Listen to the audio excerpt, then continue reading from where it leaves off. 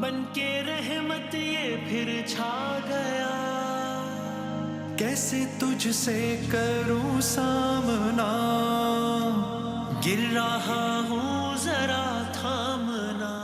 خوش آمدید کہتے ہیں آپ کو ایک بار پھر، اور یہ ہماری علماء کرام کے ساتھ سحر کی ممکنہ طور پہ آخری نشست ہے، لیکن علامہ ڈاکٹر رضا داؤدانی صاحب ہوتے ہیں تو ابھی انشاءاللہ ابھی جو درس دسترخوان ہوگا اس میں ایک مختصر نشست ہوگی، پھر افطار میں بھی ہوں گے انشاءاللہ۔ مفتی حسن نوید نیازی صاحب تشریف فرمائیں، قبلہ حسان حسیب الرحمان صاحب کی تعارف کے محتاج نہیں، کل بھی ہمارے ساتھ ہیں، ہم بہت شکر گزار ہیں عیدگاہ شریف کے۔ اور بظاہر آج چونکہ ہمارا نعتیہ مقابلہ تھا تو اس اعتبار سے بھی ذرا ہم وقت وسم ایک نقطہ لیتے ہیں انشاءاللہ، بس سمجھ لیجیے کہ اختتامی نشست کے حوالے سے ایک نقطہ علماء کرام سے لیتے ہیں۔ آپ سوال چلا دیجیے، بس ہم اسی مناسبت سے بات کر لیتے ہیں علماء سے ایک نقطہ۔ جناب سید شاکر اسنین لندن سے بات کر رہا ہوں۔ جی سب سے پہلے تمام علماء کرام کو میری طرف سے السلام علیکم۔ وعلیکم السلام۔ رمضان المبارک کی آخری رات یعنی لیلۃ الجائزہ، صحیح ہے، اس کے حوالے سے، اس کی فضیلت اور اس کے اعمال کے حوالے سے وضاحت فرما دیجیے۔ ٹھیک ہے، اب ہو سکتا ہے بڑا تفصیلی وہ ہو تو بس میں کہوں گا بس مختصر جامع قبلہ آپ بتائیے گا پہلے۔ بسم اللہ الرحمن الرحیم۔ لیلۃ الجائزہ کے بارے میں آقا علیہ الصلوۃ والسلام نے ارشاد فرمایا کہ جب رمضان کی آخری رات آتی ہے، جس کو عید کی چاند رات بھی کہا جاتا ہے، شوال کی جو پہلی شب ہوتی ہے، تو فرشتے اللہ تعالیٰ کی بارگاہ میں عرض کرتے ہیں کہ یا اللہ، جس مزدور نے مزدوری کر لی، اللہ کریم فرماتا ہے جس مزدور نے مزدوری کر لی اس کے بارے میں کیا خیال ہے؟ فرشتے کہتے ہیں کہ یا اللہ اس مزدور کو اس کا بھرپور اجر دیا جائے اور بھرپور اس پر کرم نوازی کی جائے، تو اللہ کریم پھر ان کے لیے روزے داروں کے لیے بخشش کا فیصلہ فرماتا ہے۔ یہ لیلۃ الجائزہ یہ جزا کی رات ہے۔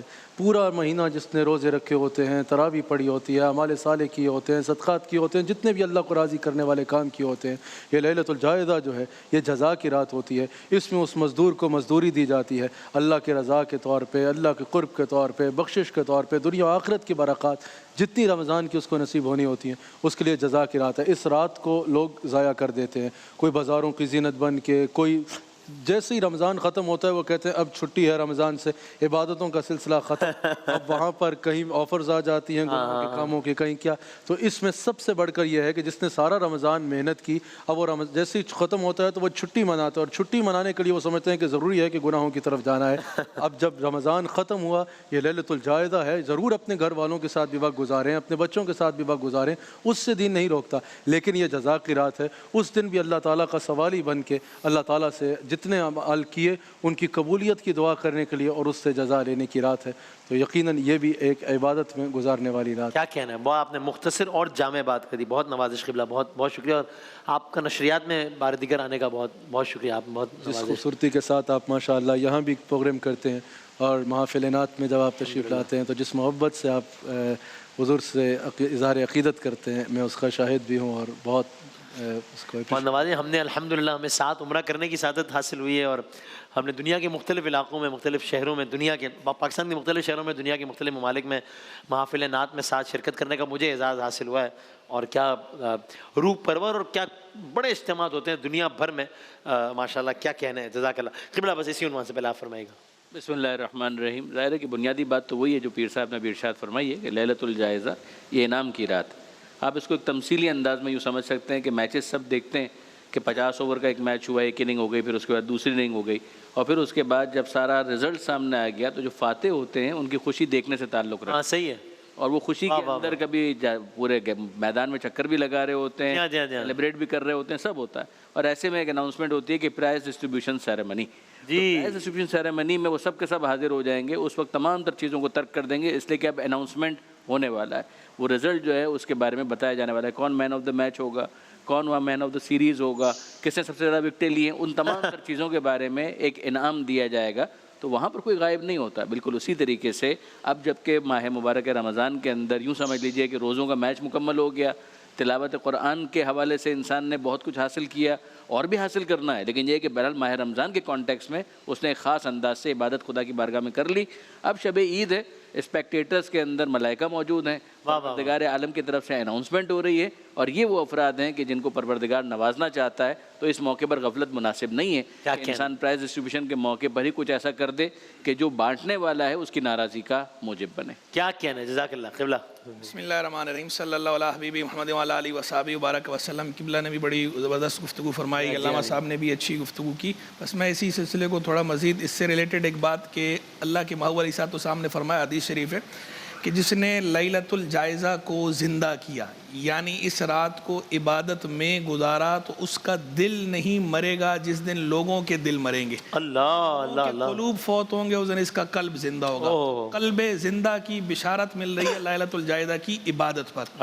دوسری بات، امام شافعی رحمہ اللہ نے ارشاد فرمایا کہ ہمیں یہ بات معلوم ہوئی اکابر سے کہ 5 راتیں وہ ہیں جن میں کوئی دعا مانگی جائے تو رد نہیں ہوتی. ان 5 راتوں میں سے ایک رات اس لیلۃ الجائزہ کو بیان کیا گیا، شب عید، یعنی عید الفطر کی شب، عید الاضحیٰ کی شب، شب براءت، شب قدر، اور یہ جو راتیں ہیں ان 5 راتوں کو بیان فرمایا. شب عید الفطر، شب عید الاضحیٰ، لیلۃ الجمعہ اور شب قدر اور شب برات. یہ 5 راتیں جن کے بارے میں فرمایا کہ اس میں جو دعا مانگے دعا رد نہیں ہوتی. تو یعنی دعا کی قبولیت کی رات ہے اور عبادت کی رات ہے. تو اس رات میں کچھ نہ کچھ عبادت ضرور کرنی چاہیے، اور اس رات کے اندر اللہ سے دعا بھی ضرور مانگنی چاہیے. آپ دیکھیں جو اس کا نقطہ آغاز ہے وہ بھی برکت والا ہے، جو اس کا نقطہ اختتام ہے وہ بھی برکت والا ہے. پیچھے سے دیکھیں تو ماہ رمضان کے ساتھ جڑی ہوئی ہے، اور آگے سے دیکھیں تو روز عید کے ساتھ جڑی ہوئی ہے. عید کا دن بھی برکت والا ہے، اس کے آگے جہاں یہ ختم ہو رہی ہے آگے بھی برکت والا دن ہے، اور پیچھے جہاں یہ شروع پیچھے والا جو دن تھا وہ بھی برکت والا دن تھا، ماہ رمضان کا دن تھا. تو یہ ان 2 برکت والے دنوں کے بیچ کی رات ہے، یہ خود بھی برکت والی ہے، اسی لیے اس کا نام رکھا گیا ہے لیلۃ الجائزہ، یعنی انعام ملنے کی رات. تو اس رات کو فضولیات میں نہیں گزارنا چاہیے. جب ہم عبادت کا لفظ بولتے ہیں تو یہ بھی ذہن میں رہے کہ جو کام بھی بندہ مومن اللہ کی رضا کے لیے کرے اور اللہ کی قائم کردہ حدود میں رہ کر کرے تو وہ عند اللہ عبادت ہے. عبادت کا مطلب صرف یہ نہیں ہے کہ آپ نے نماز پڑھی، یہ بھی عبادت ہے.